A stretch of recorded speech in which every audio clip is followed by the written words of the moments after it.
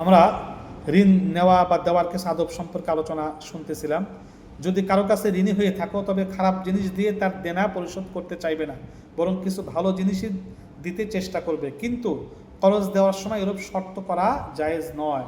9 নম্বর, কাউকে ভাত তরকারি পাকানোর জন্য কিছু আগুন দান করলে এত সওয়াব হয় যেমন ভাত তরকারি দান করলে হয়। নিমক দান করলেও সেরূপ, লবণ নুন দান করলে সেরূপ সওয়াব হয়। আপনি দৈনন্দিন জিনিস, লবণ, পানি, এই নুন বা এই যে এইরকম জিনিস আপনি দান করলেন, আপনি যদি কিছু আগুন দান করলেন, আগুন নাই আগুন দিলেন, ভাত তরকারি দান করলে যেরকম নেকি, আগুন দেওয়ার কারণে আল্লাহ পাক ওই রকম নেকি আপনার আমল নামায় জমা করে দিবেন। 10 নম্বর, তোমার কাছে কিছু পাওনা থাকলে বা কারো কিছু আমানত থাকলে তা লিখে রাখবে, নতুবা ভুল হওয়ার আশঙ্কা আছে।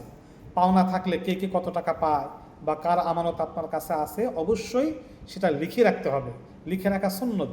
মহানবী সাল্লাল্লাহু আলাইহি ওয়াসাল্লামের কাছে মানুষ আমানত রাখতেন, আল্লাহ রসুল সেটা লিখে রাখতেন বা সেটা এই মানে লিখে রাখতেন অন্য কারো, বা আল্লাহ রসুলের কাছে লিখে রাখার প্রয়োজন যদিও ছিল না।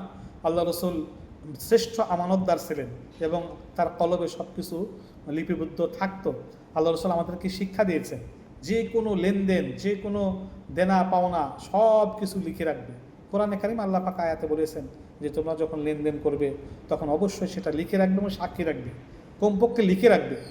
ঋণ থাকলে কার কাছে কত টাকা ঋণ, যাতে তোমার পরিবার তোমার মৃত্যুর পর জানতে পারে আমার পিতা, আমার স্বামী এত টাকা ঋণগ্রস্ত, ঋণগুলো পরিশোধ করতে পারে, নাহলে কিয়ামতের ময়দানে তোমার আমল দ্বারা সে ঋণ পরিশোধ করতে হবে, অনেক ক্ষতিগ্রস্ত হবে।